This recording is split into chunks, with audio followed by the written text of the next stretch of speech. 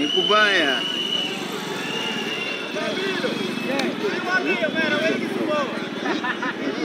Walikuwa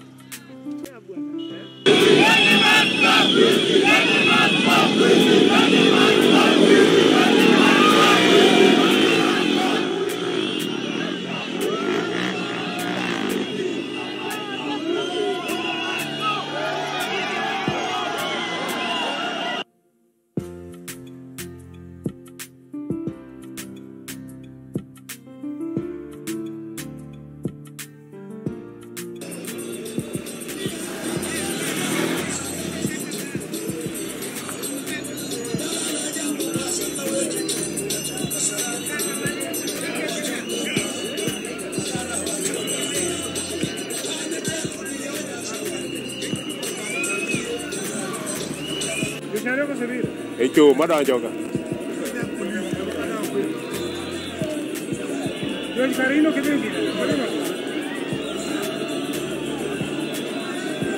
Giving the sentiments with regards to the bill that is before the National Assembly, and as has been rightfully said, as the new leaders have said that they will not support that bill, they will not make any amendments, that they want the entire bill be dropped in totality.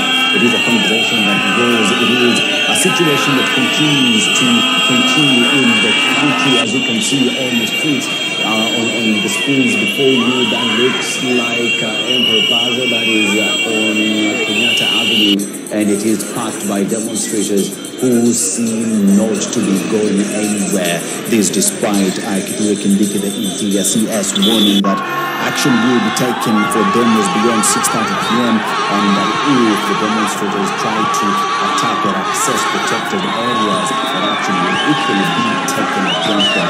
We see that despite the warnings from the Interior CS, the demonstrators have managed to get access into protected areas.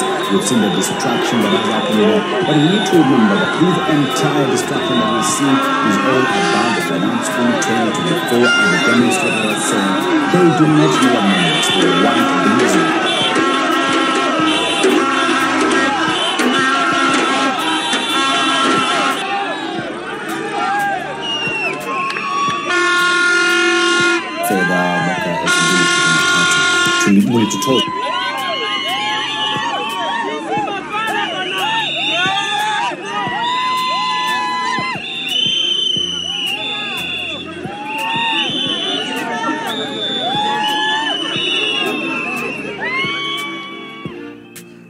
Those are images of protests from earlier. We saw Kericho there on your screen. We saw Nyahururu, Migori, Homa Bay, Samburu. And with me in a studio, we'll just be talking under those pictures. We have Ken Echesa, an advocate of the High Court, Edward Rioba, Bunge la Wazalendo, and we have John Kinuthia, a leadership and security strategist.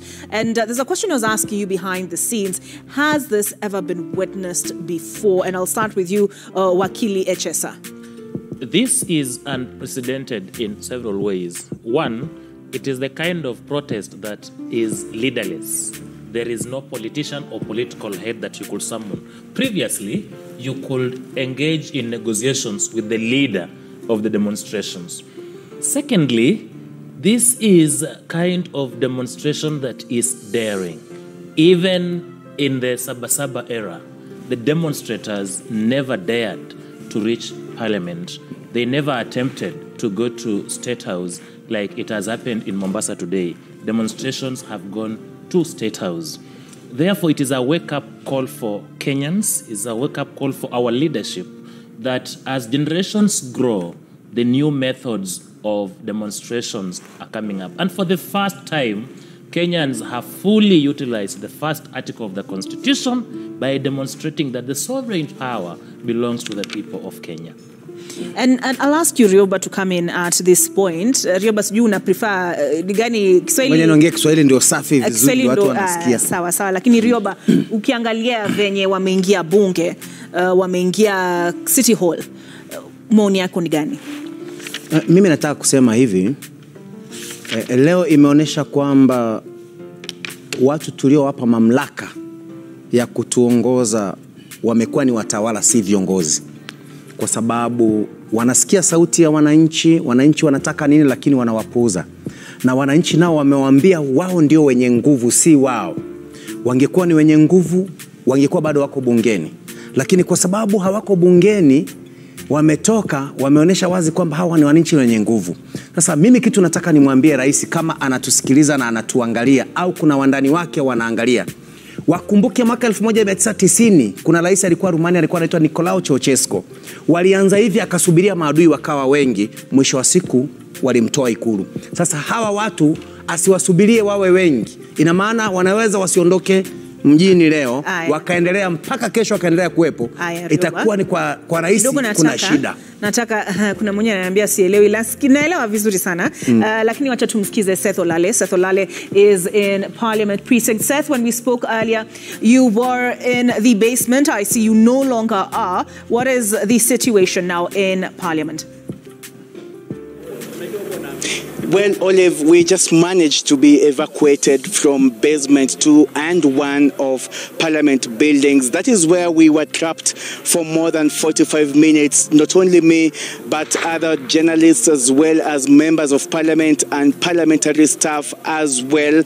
This particular evacuation exercise took long because there was also a standoff, police officers engaging protesters outside Parliament. That particular encounter is still ongoing as I speak. But right now, this is the exact direction from where protesters managed to invade Parliament buildings. I'll just going to show you live footage of the scope of damage that has been meted here by protesters. What you are seeing here is furniture. This is the Parliamentary Garden Square, whereby MPs usually come here from lunch and just spend some time. But as you can see, this particular furniture has been set ablaze, completely on fire. This is just a drop in the ocean of the damage that has been caused inside Parliament buildings. As you can see on this other direction, we have this particular resting pavilion for MPs who usually come here to just have those Kamkunji sessions, parliamentary group sessions here. All this has been damaged. We're talking about very expensive furniture as well as canteen, kitchen equipment. Residents, parliamentary staff here also scampered to safety when this particular invasion happened, and this is also the scope of damage that has been meted by these particular protesters who managed to enter Parliament from this particular direction. Nothing, almost everything has been destroyed. This has never been witnessed since this particular building was constructed, and it just shows and tells you the kind of rage these particular protesters had when they made their ways all the way to the main chambers of Parliament buildings. This is the Parliament canteen, where members of Parliament usually come and just have lunch, have meals during sessions, break sessions in Parliament, whether committee or plenary. But this is now being reduced to damage. You can see some of even the personal belongings to some members of Parliament who were caught unawares. Right now, MPs have been evacuated from Parliament buildings. We saw the parliamentary leadership, including speakers from both houses of Parliament, being evacuated under tight security. Some were being evacuated using ambulances, and they just confirm that they are safe wherever they are. But this particular damage and invasion that has been witnessed in Parliament buildings, it is the first of its kind. This was not precedented. No one expected this, and it will take time. It will take at least, according to reports and information we were hearing from the clerk of the National Assembly, just giving that particular brief, it might take months, it may take even longer than that, because this is going to take some time. And it is not just here, it is the damage has been extended all the way to the main chambers of both houses. What you are seeing right now is the fire extinguishers now being returned. There was also a section of Parliament building that was under fire and it was set ablaze, but right now these particular extinguishers are now being returned after they managed to contain that particular fire that broke out just adjacent to the Senate side of Parliament building. And right now we have security officers, parliamentary staff just coming to assess this particular damage. And what we are being told is that very soon they're going to announce for each and everyone to leave Parliament buildings, because this particular premise will be shut down. We don't know for how long. Remember, earlier on, Parliament passed a motion indicating that they're going to go, the National Assembly will be on recess at least for 2 weeks before they return. And this one, they say it will give them time to re-energize. But you know what? Coming back after 2 weeks is another thing. But and having all this put together once again for Parliament to be what it used to be, it's something totally different. And just to brief you on that particular invasion, as soon as the protesters came through this particular direction, they were able to now proceed. The first chamber to be attacked was the Senate chamber, which is just on my right, just a few meters away. And what they did is they managed to, first of all, get those particular flags that represent each and every county, and then they used these particular flags to actually now break inside the Senate chamber, where I'm now taking you. And, once they entered the Senate chambers, they started taking selfies and even videos. They started chanting, "Freedom is ours, freedom has come." And thereafter, they went to the National Assembly chambers. All this time, MPs, parliamentary staff, and journalists were being evacuated through the tunnel that leads all the way to basement 1, basement 2, and that is where, under very tight security, we were able to stay for at least an hour. And all this time, some MPs were lying down, others were seated. You could see the shock. You could see the unexpected turn of events. Right now, what you are seeing is police officers inside Parliament buildings. They're just sitting here, making sure that, no other invasion happens. And also, they're taking time to rest, honestly, because, it's the same officers that have been engaging protesters in running battles earlier on. So it is also a time to re-energize for them, but they're saying that at some point they will have also to just order each and everyone to come out of this particular building or prisoners of Parliament. This is just one of the flags representing one of the counties. Like I told you, we have at least 47 flags that are usually just outside Parliament building, but this is just one of them that has actually been plucked and destroyed.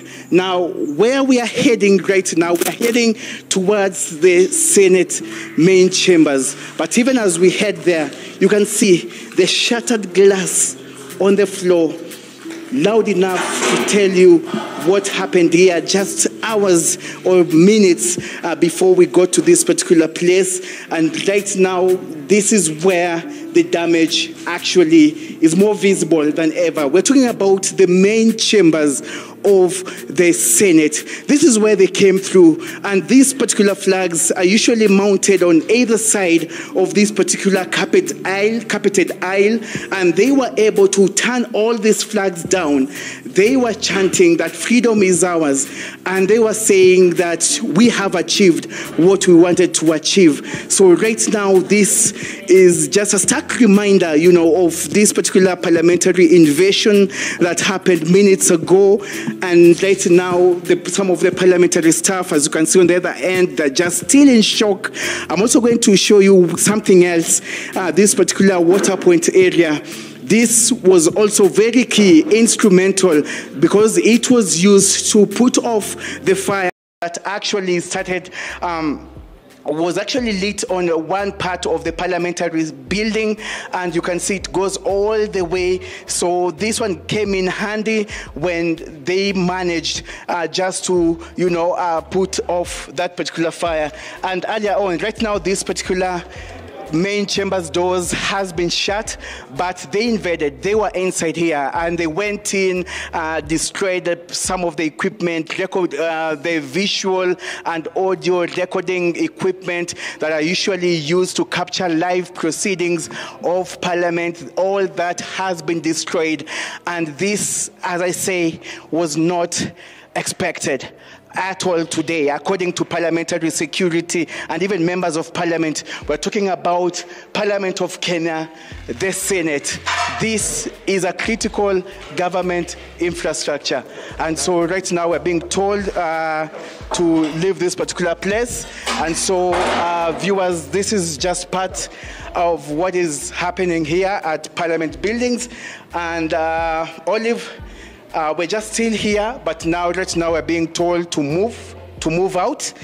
And this is just part of that particular exercise that we told you earlier about, that we were being told as journalists to come get our stuff, our belongings, and also the parliamentary staff are being told it's time to pick each and everything that you have and to leave this particular building as fast as possible. So Olive, we're still here, but the moment you're being told to, you know, vacate completely, we'll be able now to really come out. Olive, back to you. Seth Olale, thank you for walking us through what transpired, at least as per what we were able to see there. Damage to the restaurant members of Parliament use. We also saw damage to the Senate side of Parliament. John, your reaction to that? First, let me answer the original question you asked, whether this has been seen before. This is totally unprecedented. We have never been to this level since, I don't want to characterize, but some of the scenes are reminiscent of the '82 coup, which escalated. One of the reasons why this is unprecedented is some of the, for example, Wakili mentioned, like the 2007 crisis. That was during a major event like an election. This is during the legislative process, and this is the citizens, saying we have a problem with this particular, bill, and nobody seems to be listening. The second reason it's unprecedented is because of the people who are on the streets. These are the Gen Z, these are the young people, these are the children of the nation, these are the children of the people in power today. The third reason, which is more important, I mean, I was looking at these scenes, they remind me of what happened in the US during the elections there, when people stormed, the Congress at the time. Today, the Senate has been breached, the Parliament has been breached. There were stories about the Supreme Court as well, the perimeter of it. And even the seat of the city county, Nairobi is the capital city, and the Nairobi County City Hall was seen on flames. So this is certainly unprecedented. It's very unfortunate, and I believe that the leadership needs to have a soul-searching moment, because certainly these scenes are a populace saying, you guys have gone too far. They're called the excesses of government. When people don't listen, even public participation is not truly public participation. Sadly, this is public participation. This is the citizens saying, for example, one major outcome of this will be that Kenya will change from being a tribal-based politics to an issue-based politics. The next election. I don't know. I'm curious, Wakili. Do you agree that this is a turning point for Kenya? That this is less, I mean, Kenya has now taken a turn for towards issue-based politics. We've seen young people who say they're not divided by tribe, they are one tribe, and their tribe is Kenya. That is the correct position. And you will see that the demonstrations today were across the country. The first billboard to be brought down was in Kericho, basically the home turf of the President of the Republic. We saw the members of his own tribe pulling down his photos, billboards, bringing down in Eldoret, where he was born and bred. We saw protesters coming out in large numbers. In Mount Kenya region, where the president got nearly 98% support, we saw people coming out in large numbers in Kirinyaga. In Kikuyu constituency, where the leader of majority comes from, we saw the members of the constituency occupy the constituency office and repulse those who had been hired to repulse them. But there are two significant things that happened today. Two arms of government were under So siege. just allow me. You spoke about Mount Kenya earlier, and we have pictures live coming out of Nyeri, and police chasing away those who were gathered there. I see damage to a supermarket there. I'm told a supermarket there was burnt, and police are trying to clear out. I see looting happening as well. Police are trying to clear out the area. These pictures, as you can see on your screen, labeled up top there, are coming out of Nyeri, and there is damage that has been done there. I see glass on the ground. I see people running out, carrying items. So these pictures are from Nyeri. Police are trying to contain the situation. I can see a police vehicle there. Previously, on Tuesday last week, these protests were largely peaceful. On Thursday, they were largely peaceful. In fact, it was the police who were being accused of excessive force. What changed to your mind, Wakili? What changed today is that the protesters were provoked. It is the police who started... In your opinion? In my opinion. In your opinion. And I will share with you. I have been here But before we get into all of that, Rioba, your reaction to what we're seeing on the screen? Mimi nataka kusema hivi, hii inafundisha kitu. Viongozi wetu wanapaswa kujipanga, wawasikilize wananchi. Kwa sababu wananchi ndio wamewapa nguvu za kukaa pale. Wamewapa nguvu za kuwaongoza, lakini imefikia sehemu viongozi hao ambao walipewa hizi nguvu wananyanyasa watu wao. Malcolm X alisema hivi: ukimwona mtu amenyamaza na unamfanyia mambo, ina maana ananungunika ndani ya moyo wake akilia, lakini atakapochukua asila yake aiweke wazi, ina maana lazima mabadiliko yatakuwepo. Sasa mabadiliko ndio sasa yanakuja, kwa sababu viongozi hao walifikiria wananchi hawa hawawezi kutoka nje wakafanya kitu. Sasa wameona sasa ni moto. The protest has always been the problem of infiltration by criminal elements trying to take advantage of the situation. But the pictures you can see now on your screen are from the Kenyatta National Hospital. Earlier we heard from those who are providing medical assistance at the Holy Family Basilica that 21 from that station were transported. I believe they said, 20, they had treated 21 injured. Some of the 21 were transported to the Kenyatta National Hospital. We saw the ambulance there. And to Mbagathi, we see medical personnel out there.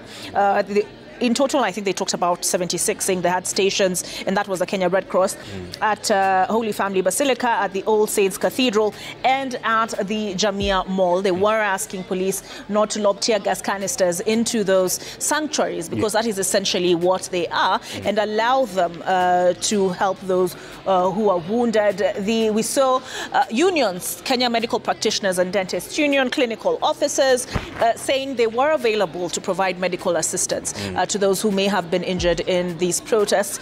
Prior to now, there were the two young men who were killed following the Thursday protest. Today we also saw, we even heard from our reporters on the field that several have been killed, and that there were bodies outside Parliament precincts. Why, John, this escalation? Yes.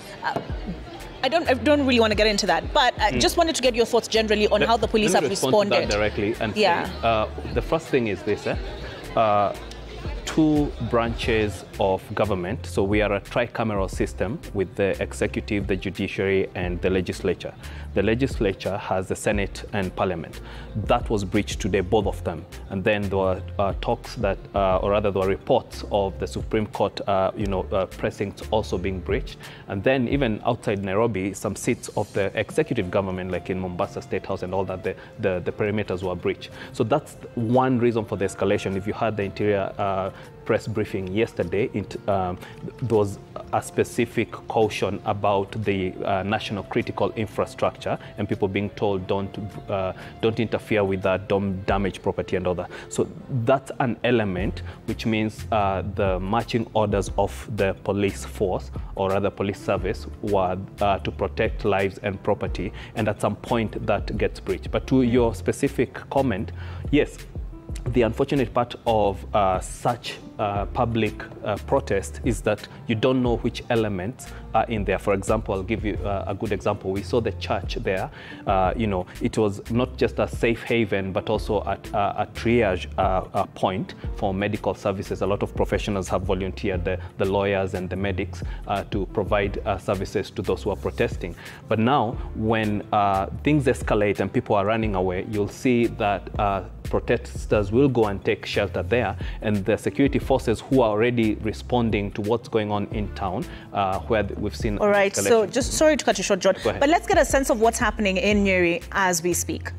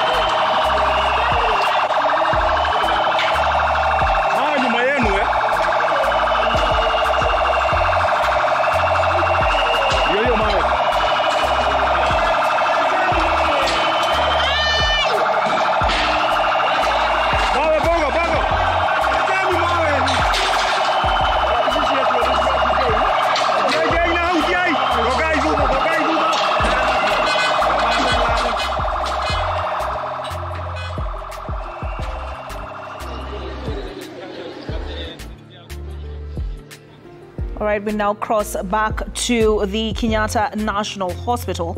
As I mentioned earlier, those who were injured in the protests were taken there to receive medical assistance. We have Willie Lusige, who is on ground. Willie, can you tell us what is transpiring?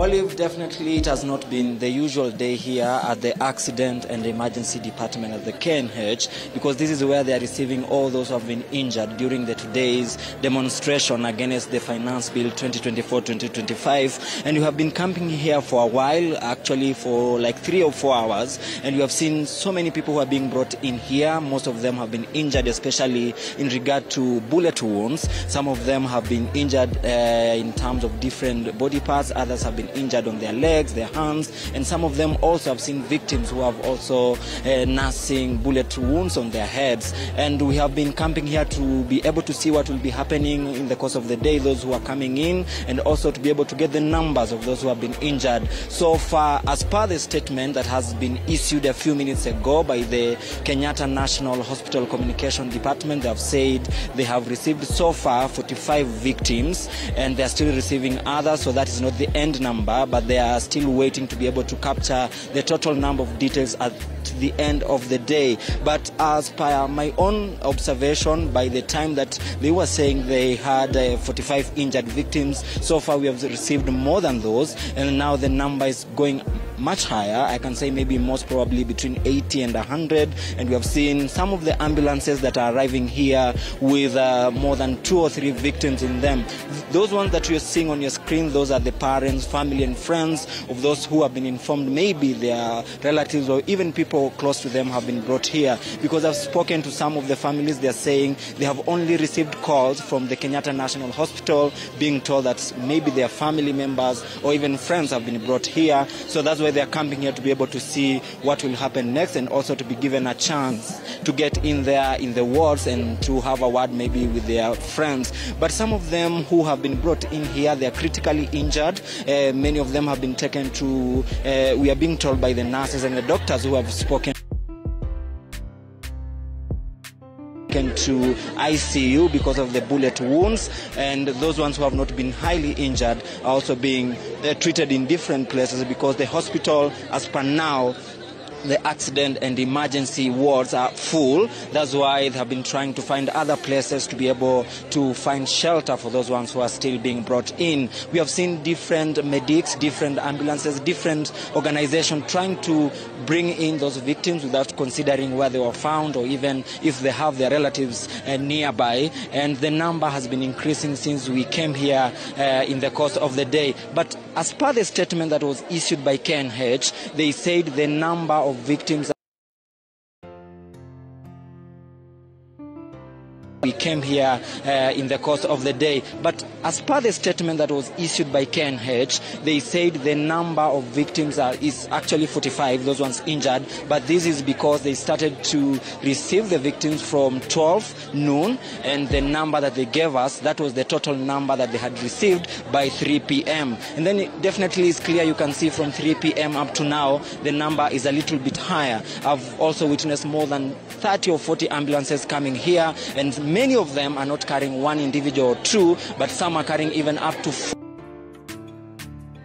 higher, up to more than 100 by the end of the day. But the hospital has said it requires more time because it's an emergency crisis to be able to gather more details. They said out of the 45 that they had received, 8 were female, which means the rest, which is the majority, were men. And you can definitely see that most of the victims who are being brought here, they're young people, and most of them are most probably the Gen Zs who are being involved today in the protest. We have spoken to some of the parents, to some of the families, and they have said most probably their young people left early in the morning. Some said they went to just do their normal businesses in town, but the parents in the course of the day received calls from the hospital here being told to come and be able to come here so that they can be able to have a word with the hospital, because their friends or their children or their brothers and sisters have been brought here under injuries. And I spoke to some of the protesters. They said they were peaceful. Some of them, they were saying they were on activities, but they were able to be affected. One of the parents that I spoke to, whom his son was shot, and he's saying that the son is dead. He was brought here. He said that the son was in the CBD trying to get a matatu to go to Juja, but sadly he was called later to be told that his son was injured during those protests. But the son had informed close people to him before he died that he had come, he had gone to the matatu terminus to be able to get a matatu to go back home. Willie, I'm curious. I mean, is it normal, usual for medical personnel to wait outside the reception area at the Kenyatta National Hospital?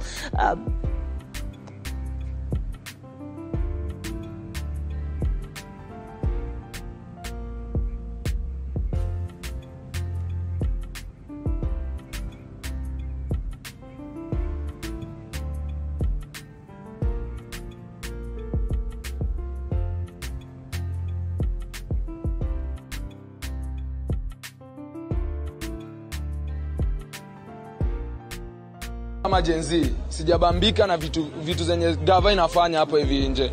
Tumetoka tukienda peaceful demonstration kufika pale hivyo sijini African Saints Cathedral.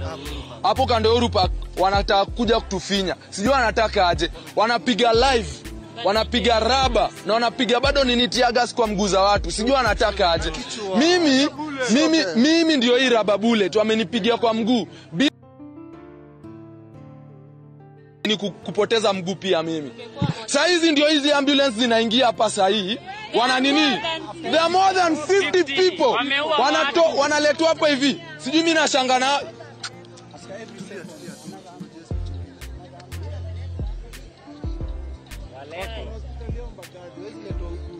wezi letwa, wanajua.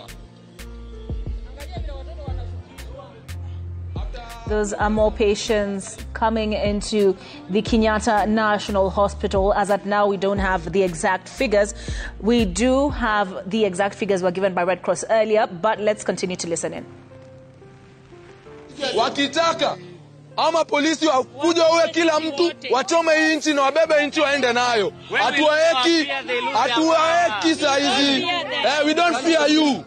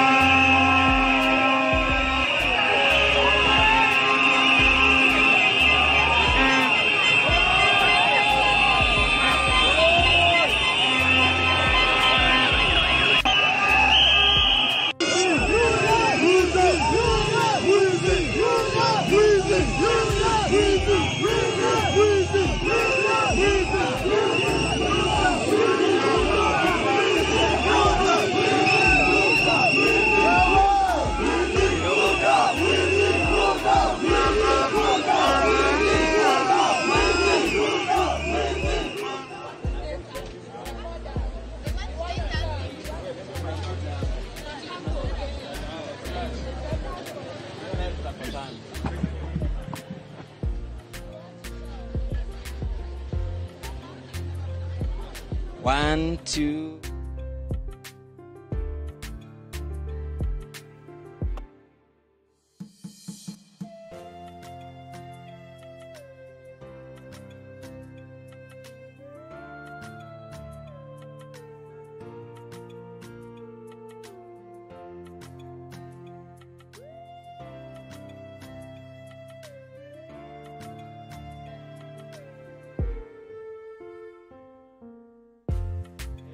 Where the victim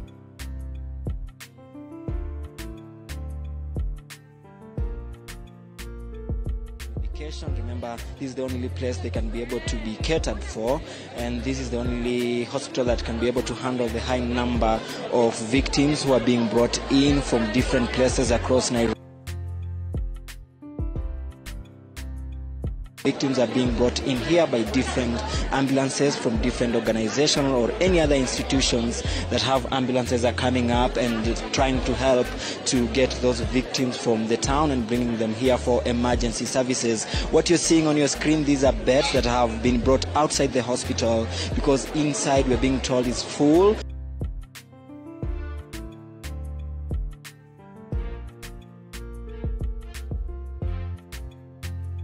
So this is the only place they can be able to receive them quickly and find a place to take them to, because we have seen many of the victims are either injured, most probably by bullet wounds. Some of them are majorly injured on their lower parts of the body, those are legs, and I've seen other victims who have also been injured even in their heads. Some of them were very critically injured, and that's why many of them have been taken to ICU. But the hospital has said it needs more time to be able to gather data, to be able to gather more information about all the victims that have been brought in by.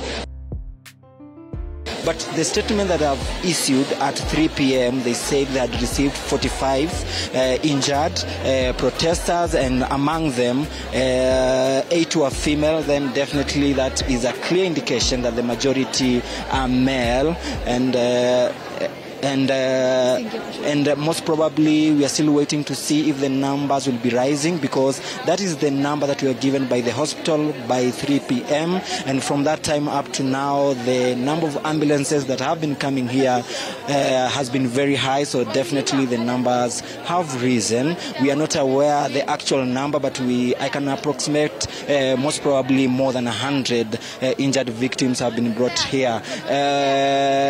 Now, as you can see on your screen, there's no any ambulance yet here, because at some point we are seeing the number of the ambulances reducing. Then after a few minutes, then you see the high number of ambulances still coming in to bring more victims from all the corners of the city. We have been able also to speak to some of the family members within here who have been able to tell us what happened. They have told us most of them, they got calls from KNH, the hospital, informing them that their relatives had been brought in here. Let me speak to some of them. Tuanze na jina lako, unaitwa nani?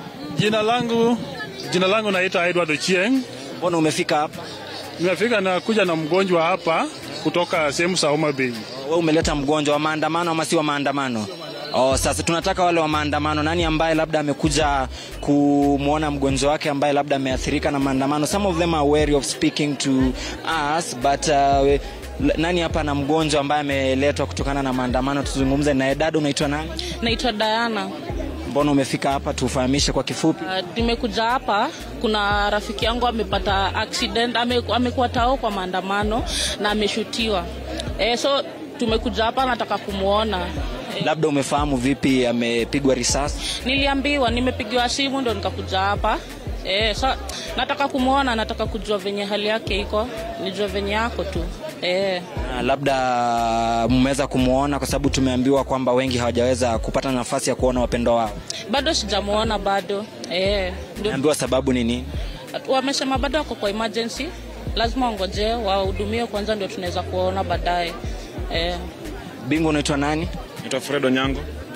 So nimeleta rafiki yangu amepigwa risasi, bati ya mguu imemkata katikati, but nimeona nikamuona ako sawa, but ako tu sawa. Alipigwa pale parliament. Alikuwa kwa andamanaji? Alikuwa anaandamana. Akaingia ndani, sasa after kufungua hizo mlango, hizo fence, akaingia ndani. So ndani ya bunge. Ndani ya bunge ndani. So wakatoka na mabunduki wakaanza kuwashoot live bullets. So yeye akapigwa canister hapa kando. Akapigwa kwa thigh na akapigwa tena bunduki ya mguu katikati. Toes zote mbili zimepasuka. Umepewa nafasi ya kumuona? Nimemuona, nimekuwa naye huko ndani na nimeacha kitibiwa. Kwa hivyo wanapokea matibabu kule ndani? Anapokea matibabu. So you can hear from friends and family members to the victims that some of them have been given a chance to be able to see their loved ones who are still recuperating inside here, the emergency and accident department at KNH. And many of them, as those ones who have spoken on TV, you have heard definitely the injuries were to do with bullet wounds, and because most of them were demonstrators, we are yet to find out if there are any other person who had been injured who is not a demonstrator, maybe police officers, but from the hospital Hospital, what they said they had only received 45 victims of the protest or the injuries during the protest. 8 were female, and that was the statement they gave to us at 3 p.m. But we're still waiting to see if the hospital will be able to update the data, and also apart from that, also if the number will increase, because definitely there is high number of people who have been injured during today's protest, and they are still coming in here at the Kenyatta National Hospital Accident and Emergency Department. I want to see if I can be able to speak to some of the medics and hear if they have a word. Sister, ujambo? Labda unaweza zungumza na sisi utuambie umepokea. She has said she's not comfortable to speak with us, but we can speak to some of them. Ndugu, unaitwa nani? Naitwa Joseph. Yes. Naona wewe ni tabibu hapa, labda siku imekuwaje? Tumeona wagonjwa ni wengi wakifika hapo waliojeruhiwa. Yes, ndio wamejeruhiwa, lakini sasa hatuna uwezo wa kujua idadi kamili ni wangapi. Watatolewa baadaye ndio tujue idadi kamili ni ngapi, lakini wameletwa kwa wengi. Wale wanaofika wanapokea matibabu. Tumeona wengi wamejeruhiwa sana kwa bunduki, ni kweli? Ya, ni kweli wamejeruhiwa kwa bunduki, lakini watatoa idadi kamili. Na kutokana na kwamba idadi ya wale majeruhi wanaoletwa ni wengi, labda changamoto ambazo mnapitia, labda kule ndani kumejaa, kuna nafasi ya kutosha kuwahudumia? Hiyo sitaweza kuelezea kabili, kwa sababu mimi si katika hiyo kitengo ya kujua kwamba ni wangapi wanafaa ni rooms zinafaa kushughulikia ni ngapi. Siko katika hiyo kitengo. Sawa. So that is one of the medics who has been handling those victims who have been brought in, especially across the city, those ones who have been injured during today's anti-finance bill protest. And you can also see that a lot of medics have been brought in from even other hospitals to be able to help Kenyatta National Hospital to cater in regard to the high number of victims. So those ones that you are seeing, some of them have been brought in from other hospitals to be able to help those ones who have been injured. And also to highlight, many of the victims are also coming from All Saints Cathedral, where the hospital, the church had given space to medics who are offering free services to those injured. And also there's another free medical point I hear within the town, I think at Jamia Mosque. So many of the victims are also coming from those 2 points, because those are the nearest point to the city, and the first point where the victims are being taken is All Saints, and that place in Jamia. And if the doctors there are feeling that they can be able not to handle those cases, then they are sending them here at the Kenyatta National Hospital. In terms of number of those ones maybe who have died, I cannot be able to tell that, because the hospital, as we spoke to those in charge of the hospital, they said by that time they did not have any fatalities reported here, but that might change in the course of the day. So we'll still be following up to see what will happen and see what will happen in the course of the day. Olive, I'll be able to give more updates as this continues to unfold here at the Kenyatta National Hospital Accident and Emergency Department. Thank you for that update, Willie Lusige, speaking to us from the Kenyatta National Hospital there, where those who were injured in the protests are being taken. Earlier, the Kenya Red Cross said those who were seriously injured were being taken to the Kenyatta National Hospital and the Mbagathi Hospital. And Nakuru, we saw some pictures of a confrontation between protesters and the police, but the situation appears to have been contained. It appears that the running battles were triggered by the shooting of 2 protesters, but we'll have more information shortly.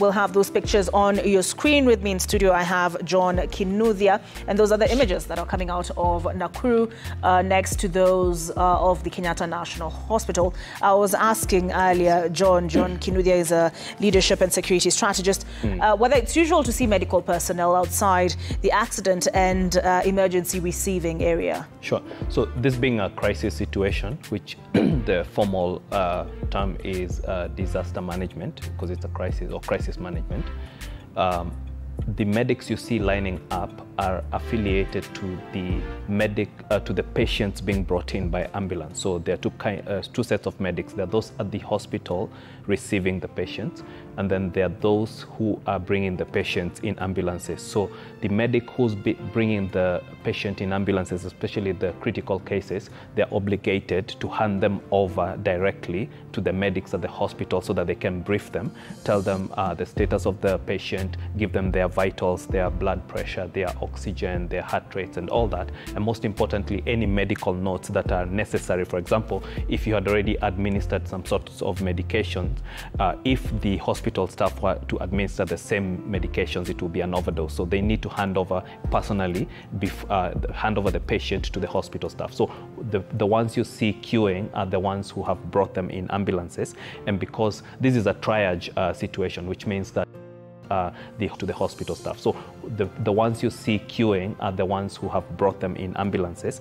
And because this is a triage situation, which means that the hospital emergency teams will be prioritizing the more serious cases. Especially you had the doctor or the medic at the church saying some people have very serious wounds like broken limbs and gunshot wounds even to the head and all that. So all right, so I'm seeing the representatives of some human rights organizations, including Haki Africa, that is Khalid, who is about to address the press there. Yes. Let's listen and then we'll continue the conversation later. Sure.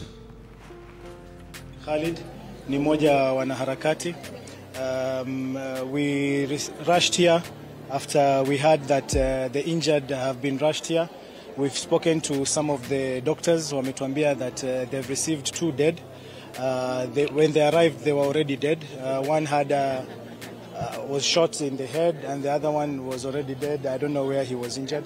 They've also informed us that so far they have treated around 125. 125, most of them injuries, soft tissue injuries. Others were injured in different places. But it's really sad to see these kinds of injuries, because this procession, this protest was largely peaceful. And we didn't expect that, these kinds of fatalities would be reported, these kinds of injuries would be happening. We are very saddened, and we want to inform the state that Kenya has moved many years from those dark days, and we are not in a police state. And the police should not use excessive force on peaceful, youthful protesters. We will work with the necessary institutions, we will work with the necessary authorities to make sure those that have been killed, those that have been injured, they get justice. We cannot allow, any use of excessive force like this. And we are committed to ensure that the message gets through, that the government listens to the people. Kenya is a country that is governed by a rule of law. Yes. And police cannot use excessive force on peaceful protesters like this. Yes. Over 100 people have been treated here. Yes. We cannot have such kind of a situation. And we will stand firmly with those that are injured. We'll stand firmly with those that have been killed and make sure that they get justice. Taxes must fall. Yes, of course, this will not deter us from delivering the message. And the message is very clear. Reject finance bill. Why are we being forced to accept this? You cannot force this bill on Kenyans' throats. Why is the message not getting through to these people? Yeah, 204 people against 54 million. Does that even make sense? So we are saying enough is enough. Listen to the masses. Listen to the people. Yes. Come down from your high seat and listen to the voices. You can't say you want to dialogue, then you are killing people. How is that dialogue when you're shooting live bullets at peaceful protesters? That is not right. That is unacceptable. Yes. We are living in a country governed by a constitution and the rule of law. Yes. Kwa nini munatumia live bullets against people? Yes. Why are you doing that? So this is unacceptable. Na tumesema enough is enough. Yes. And we must listen to the voices of the people. Yes. Well, right now we've informed IPOA. We, of course, are waiting for the next of kin to be informed. We can't just come in. Lazima tutafute familia za wale wameuliwa, waelezewe kwanza. we must respect that. After that, of course, just as we've done with Rex, just as we are doing with Evans, we'll proceed to the post-mortem and then immediately make sure those officers who are involved are removed from the service, investigations zifanywe, and after that, washikwe, wafunguliwe mashtaka na wafungwe korokoroni.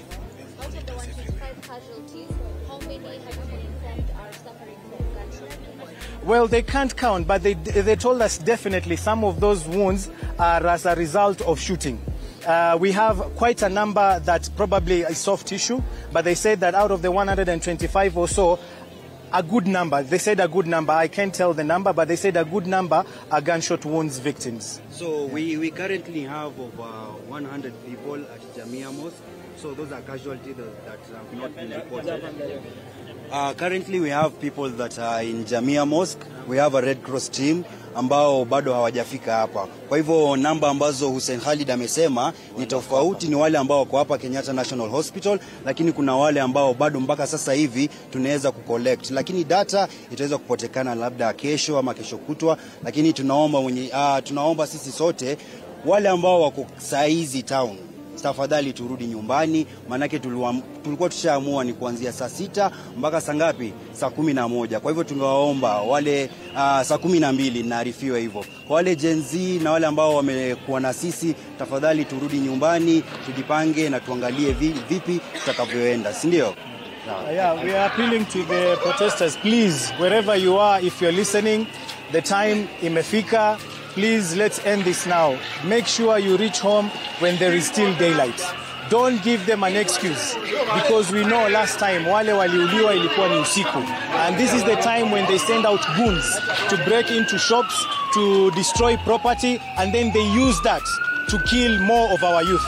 So we are appealing to everyone who is out there right now. The message has been delivered. We've occupied parliament. Kila mtu amesikia message. Zakayo ashuke, reject finance bill. Please, please and please. Right now, let's make our way home peacefully, and we leave to protest another day. Thank you very much. Down, down finance bill. Down, down finance bill. Zakayo ashuke.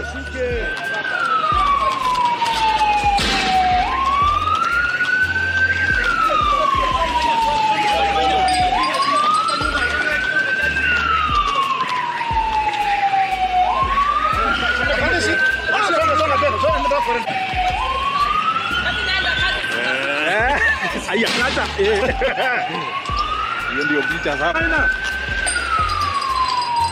Alafu msanga tusonge mbele. Tusonge mbele hapo tutafunza.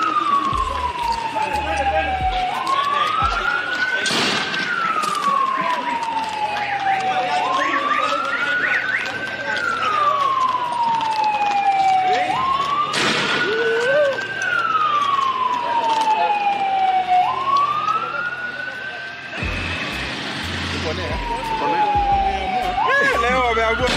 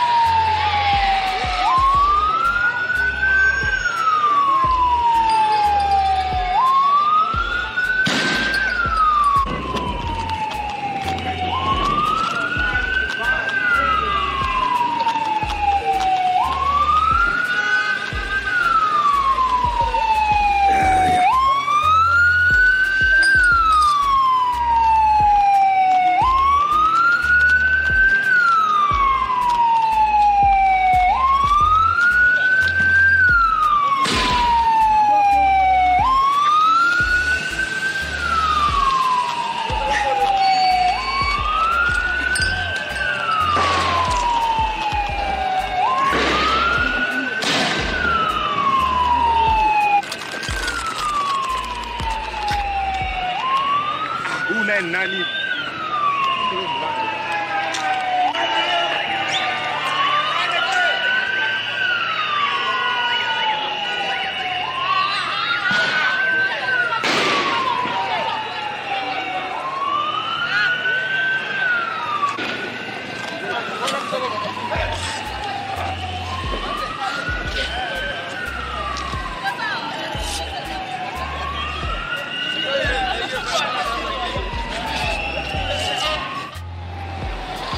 Wako Nyeri?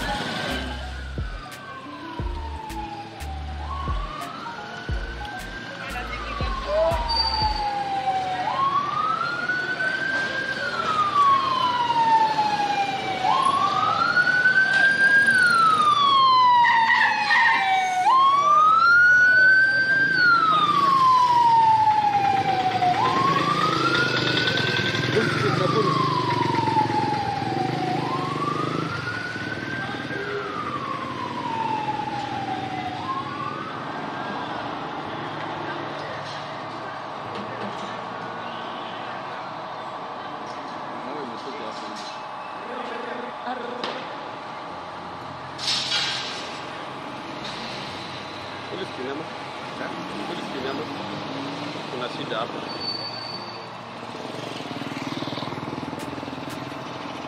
Kama wameingilia pesa. Kama wameingilia pesa.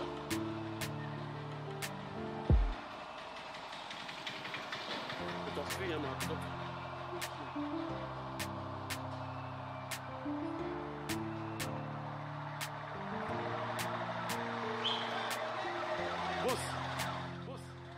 Boss.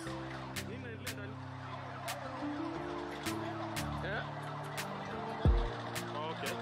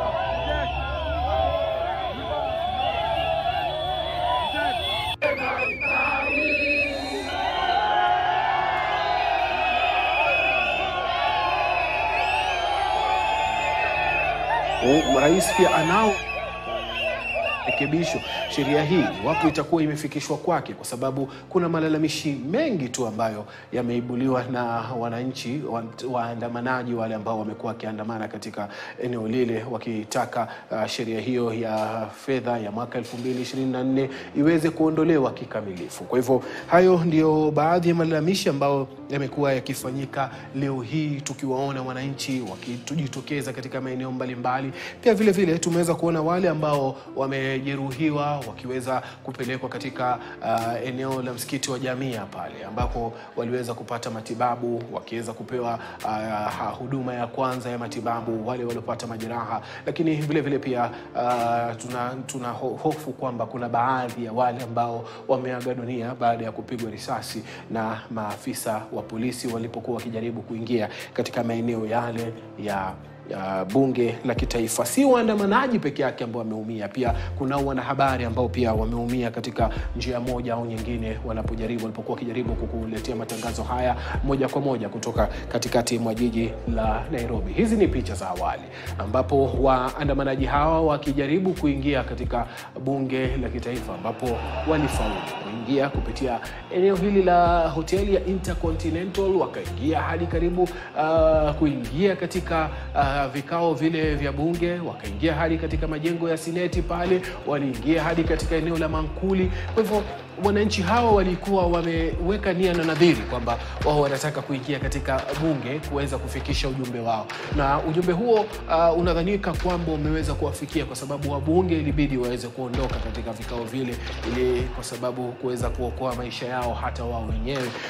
Lakini hali ilivyo kwa sasa hivi jijini Nairobi ni kwamba usalama, amani imeanza kurudi kwa sababu wananchi wale ama waandamanaji ambao walikuwa pale katikati ya jiji wameanza kuondoka kwa sasa hivi. Lakini hali ilivyo pia tukitupia macho katika baadhi ya maeneo ni kwamba hali imeanza pia kutulia katika baadhi ya mitaa ambayo wanahabari wetu wamekuwa huko kufuatilia kila tukio. Na tukiangalia kwamba habari ambayo inatufikia ni kwamba Global Web Monitor NetBlocks imekuwa ikiripoti kwamba viwango vya interneti imeweza kutatizwa nchini Kenya, hususan ikilinganishwa kwamba viwango hivi vya interneti vimeweza kushuka na vimetatizwa ama vimeweza kutatizwa kutokana na maandamano haya ambayo ni ya kupinga mswada wa fedha mwaka 2024.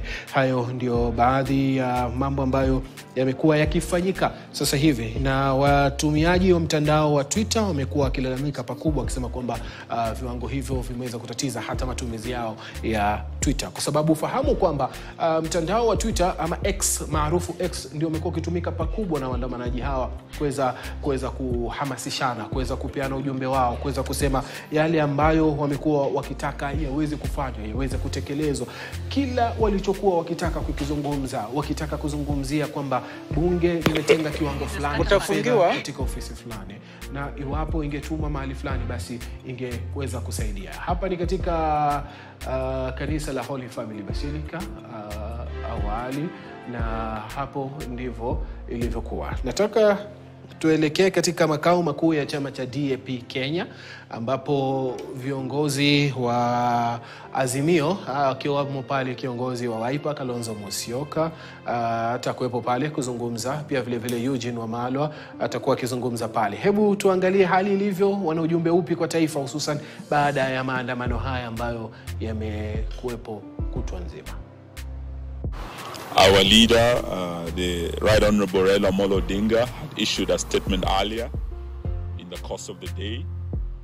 And this statement that we are issuing will be issued on behalf of Azimio by His Excellency Dr. Stephen Kalonzo Musyoka, further to the earlier statement issued in the course of the day, because as you are aware, later in the evening, there were further developments, including the breaching of Parliament by the protesters, and actually entering of Parliament by the protesters. It is something that has never happened in our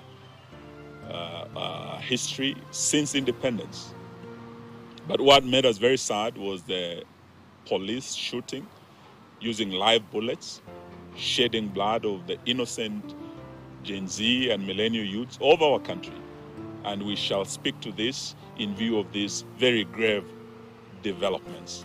May I now invite His Excellency Stephen Kalonzo Musyoka, and welcome to Chui House, though we welcome you under very sad circumstances at the headquarters of the Democratic Action Party of Kenya Party. And please, Your Excellency, address the nation. Thank you so much. The Honorable Kioni, I think, is trying to get here. And others. But you can well understand why it's taking time for them to get here. And members of parliament. And members of parliament are still, actually some of them are still in the house. Are still in the house in their respective offices, keeping themselves safe. Therefore, this is a statement by Azimio la Umoja One Kenya Coalition Party.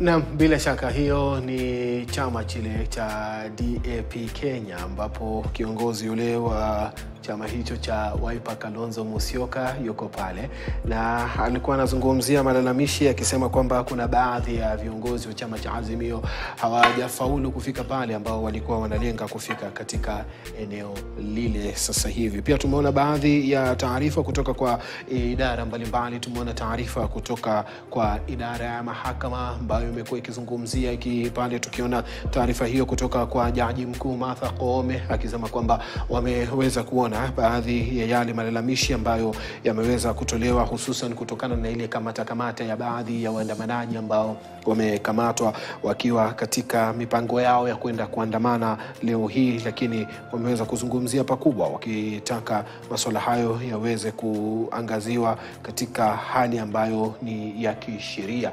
Ni baadhi ya masuala haya ambayo yameweza kuibuka leo hii, tukiweza kufuatilia kwa kina. Kule Embu pia tumeona kuna gari moja limeteketezwa na pia waandamanaji wakiingia katika ofisi za gavana wa kaunti ya Embu Cecily Mbarire, ambapo pia wameingia na kuteketeza baadhi ya miundo msingi pale katika eneo lile la Embu. Hiyo ndio hali ilivyo. Punde tu mitambo yetu tutakaporudi sawa katika eneo lile la Chui House, tutakuwa tunarudi pale kuweza kufahamu viongozi hao wa Azimio ujumbe wao kwa taifa ni upi, lakini tayari wameweza kuelezea fedheha zao, wameweza kuelezea malalamishi yao, wakiweza kuelezea kwamba wamevunjika moyo kutokana na hali ilivyokuwa leo hii wakati maandamano haya ambayo yanaendeshwa na kizazi hiki cha Genz yamekuwa yakifanyika. Na nataka turudi huko tuweze kusikia ni kipi ambacho kinafanyika, tuweze kusikia Kalonzo Musyoka anasema nini. Naam, bila shaka tutarudi pale kuweza kusikia ni kipi ambacho kitakuwa kikizungumzwa, na pia wanahabari wetu wako pale kuweza kusikiza viongozi hao. Taarifa hiyo iwapo mitambo yetu itakuwa sawa tutaipata kwenye habari zetu ambazo zitakuwa. Whatever you did for one of the least of these brothers and sisters of mine, saa 1 usiku, lakini kama tulivyokuarifu tumefuatilia matukio haya. The current situation that we are now witnessing calls us to address the nation and especially our dear young people. We also wish to speak clearly to our leadership, the President, the entire government, and the members of Parliament. We appeal and plead that we have a moment of reflection and listening.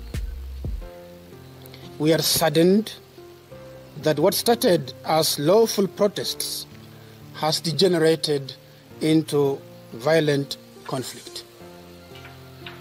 This was not the initial aim of the Genz protests. We earnestly appealed to the police not to shoot at the protesters.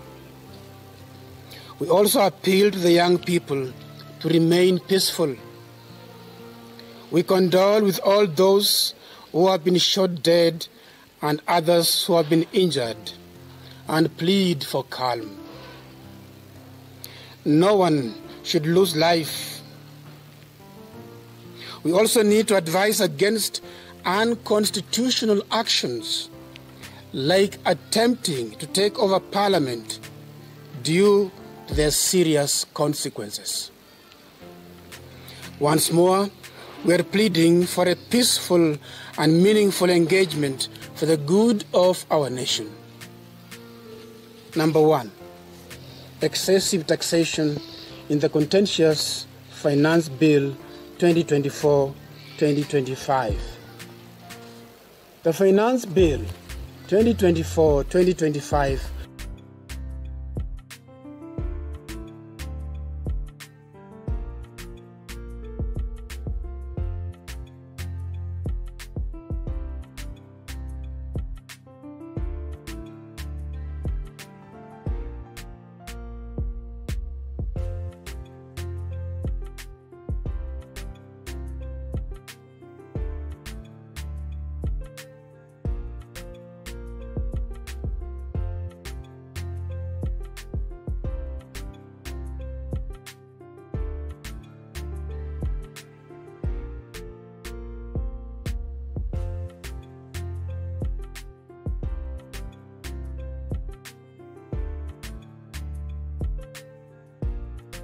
happens? Mostly that every citizen must pay taxes, but the government must not overtax its citizens, and it should not be in denial about its intended excessive taxation. The country is bleeding, and therefore we invite the government to reflect on this matter with the seriousness it deserves. Number 2, the Gen Z on the finance bill. We understand, therefore, why the Gen Zs have taken to the streets to express their displeasure to the government. The young generation is alive to the negative impact punitive taxes have in their own lives. The government needs to face the plain truth that families are immensely suffering. Young people have reached a point of taking it upon themselves to express discontent with the insensitivity of the government to these unwarranted taxes that only raise higher the cost of living. The government must listen to the pain of its citizens caused by the high cost of living. Ignoring them will only escalate tensions in the country and draw young people and citizenry into despair. We plead with the President that he listens to the voices of so many and respond concretely to the current situation triggered by the proposed finance bill.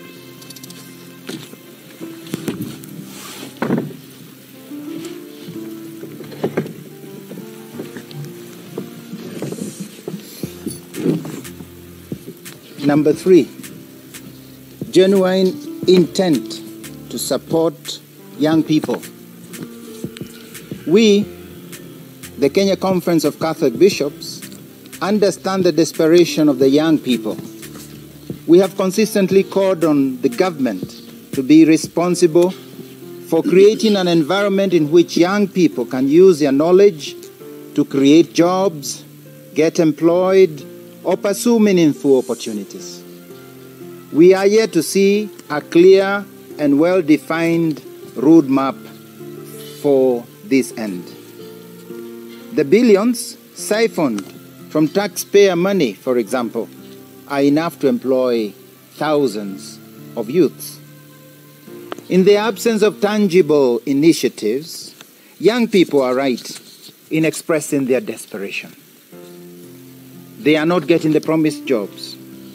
They are not seeing a government that is committed to using the taxes it collects for justifiable ends.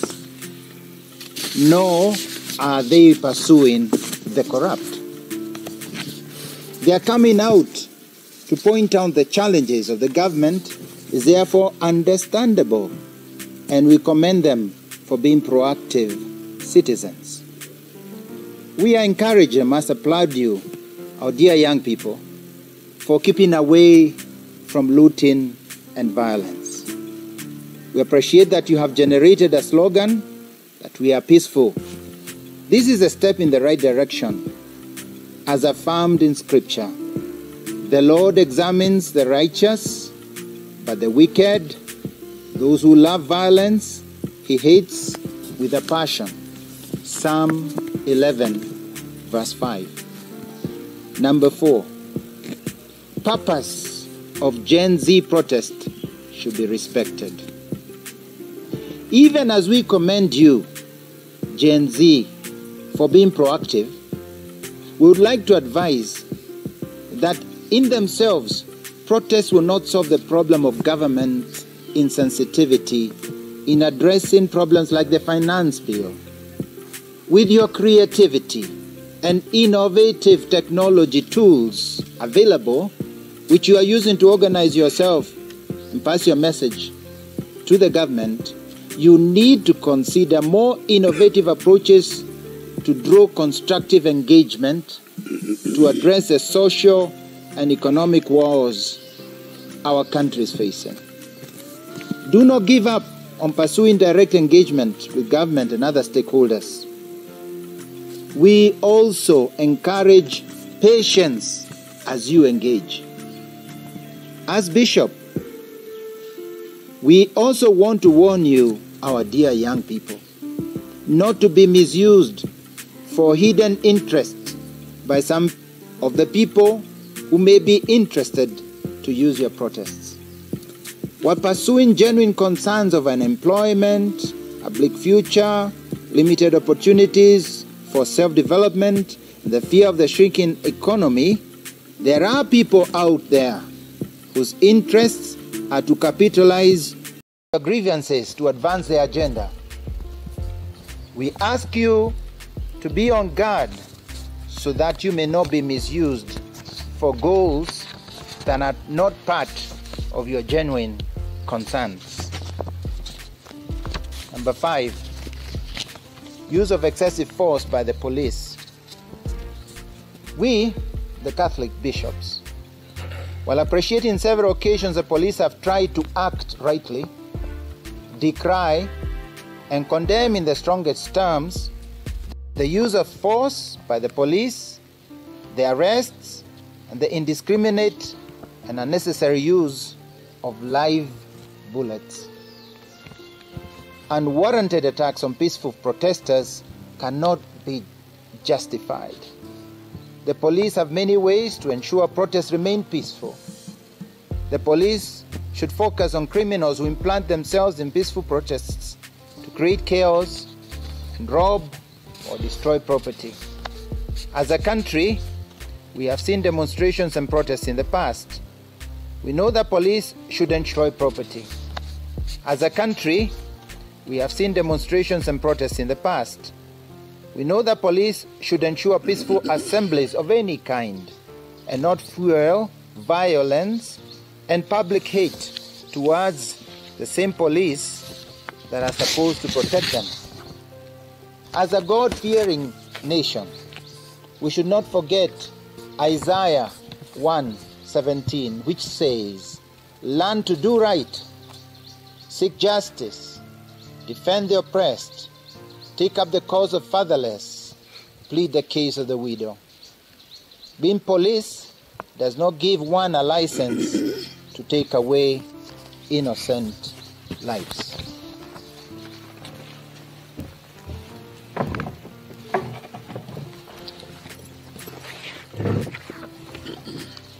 Six, places of worship as sacred.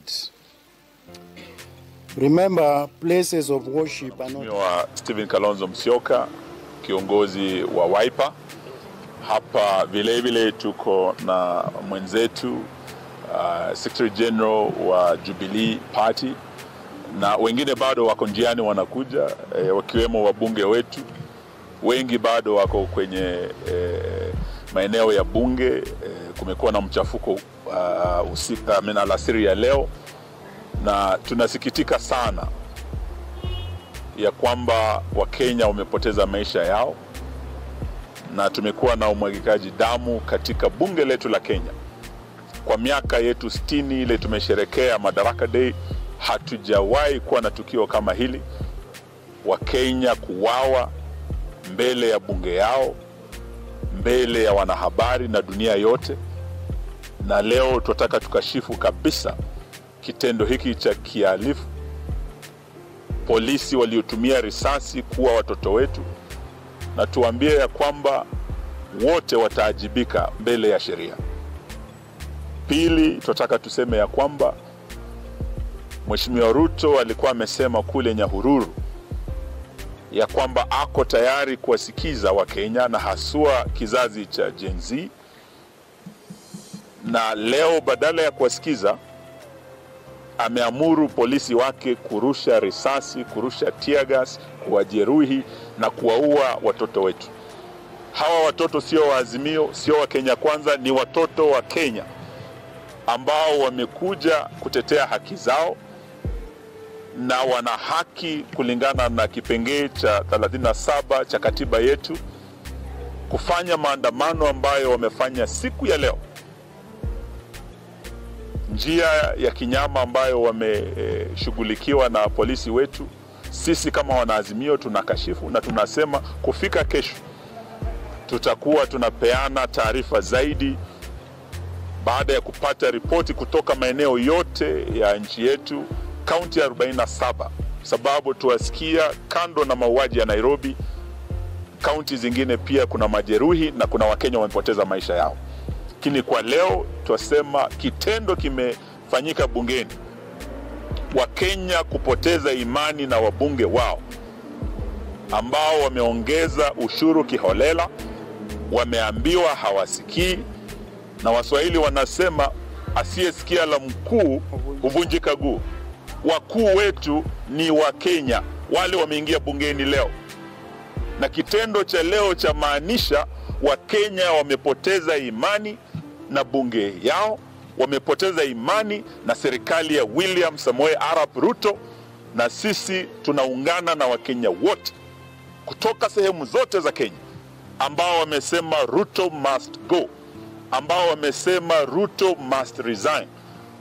Na tumwambia badala ya wewe kuendelea kuwa pale na Wakenya wamepoteza imani nawe, uongozi wako na serikali yako, jiuzulu ili uzuie umwagikaji damu.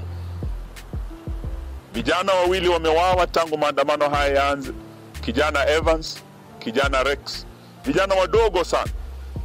Kando na hawa bado tulikuwa tunafuatilia, hata hawajazikwa, leo vijana wengine wamewawa na bwana Ruto na askari wake. Leo kama wanaazimio tunaungana na Wakenya wengine kusema Ruto must go, Ruto must resign, he must do the honorable thing. Sababu Wakenya kuingia pale wachukue ile the mess of parliament, authority of parliament, inamaanisha bunge hilo na serikali hii hawana imani nao tena. So let them do the honorable thing and resign. That is what we are calling upon them. Na nataka wenzangu waweze kuongelea mambo haya. Lakini pia kama waziri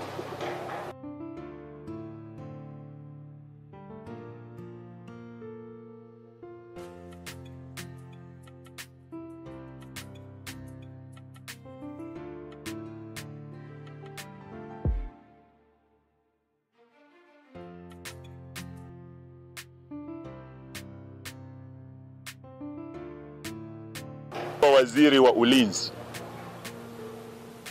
nataka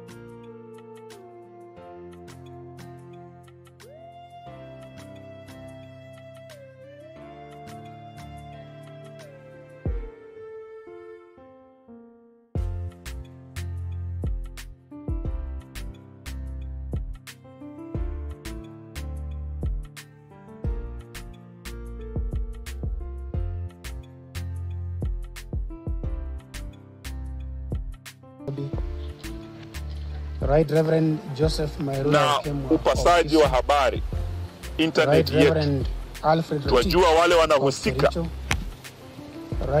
Freedom of the media, freedom of expression ni haki za kikatiba, wasidhubutu. Ruto has crossed the red line today, lakini let him not go further. by interfering with the airwaves, with the freedom of the media, with the freedom of expression of Kenyans, the way our young people have done today. Hilo ndio ombi nataka ni muombe Mheshimiwa Kalonzo Musyoka aweze kupeana taarifa yetu rasmi, na ni muombe pia SG wetu Jubilee Mheshimiwa Kioni aweze kuongezea. Your Excellency, thank you. Thank you. I had actually already read out the statement by Azimio leadership, which was further to what was issued earlier by our party leader, the Honorable Raila Amolo Odinga. So this was additional to that. But he also taken the opportunity to lay it very clearly. Kenyans have demonstrated across the country, from Turkana to Lamu, from Kitui to Kakamega, from Makueni to Lodwar. Lodwar is in Turkana. Okay. In Garissa, the 47 counties of our republic, and all of them were unanimous. The finance bill must be withdrawn in its totality. And shockingly, their cause, clarion calls, were not heeded, resulting in a matter that has never happened in the history of this country, where symbolically the Kenyan people have withdrawn their delegated authority to Parliament by taking hold of the mace. And that actually means the sovereign power, the sovereign authority of the Kenyan people is vested in the people themselves. So this is not a matter that Kenya Kwanza and Mheshimiwa William Ruto can take lightly. They have said Ruto must go. It is not Azimio saying so. It is the people of Kenya saying Ruto must go.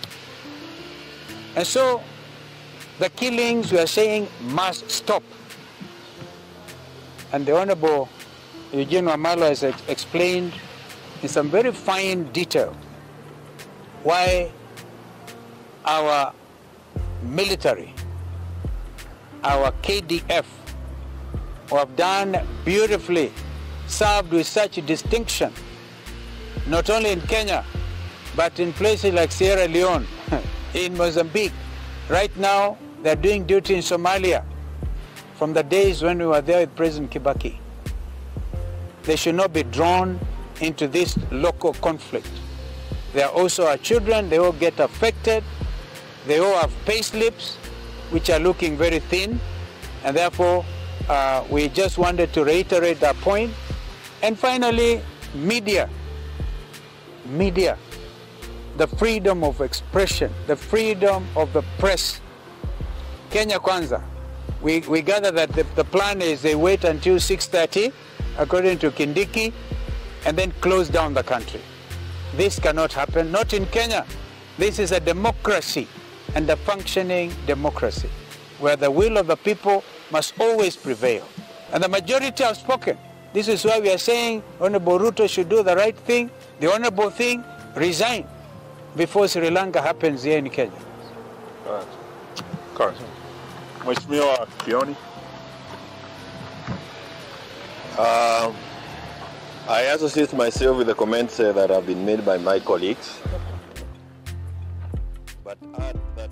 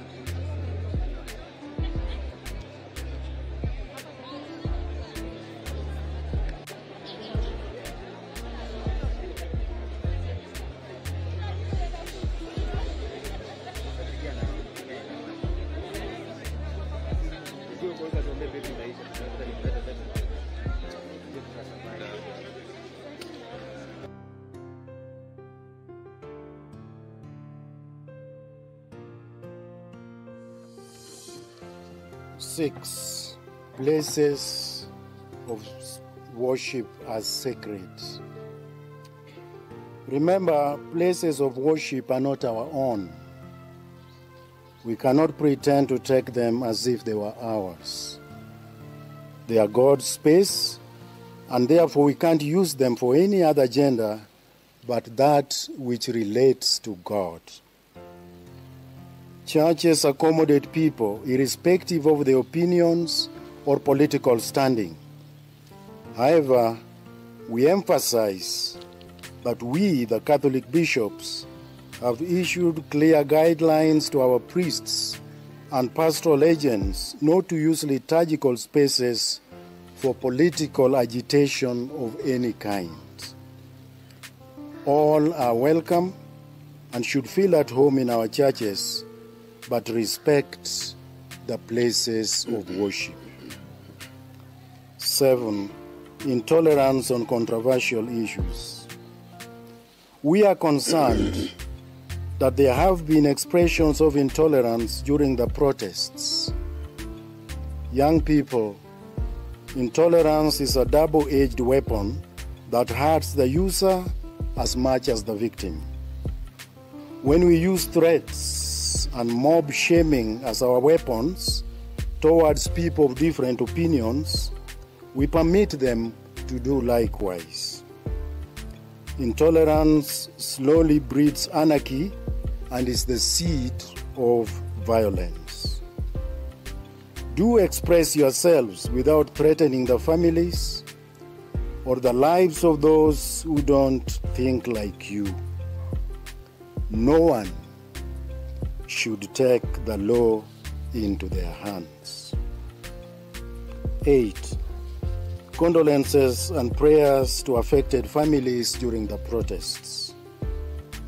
We also send our condolences to the families of those who have lost their lives during the protests.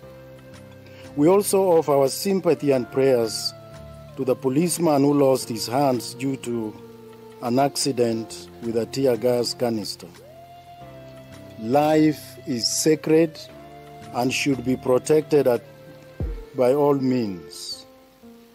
We appeal to IPOA to bring the police to book for the lives lost needlessly.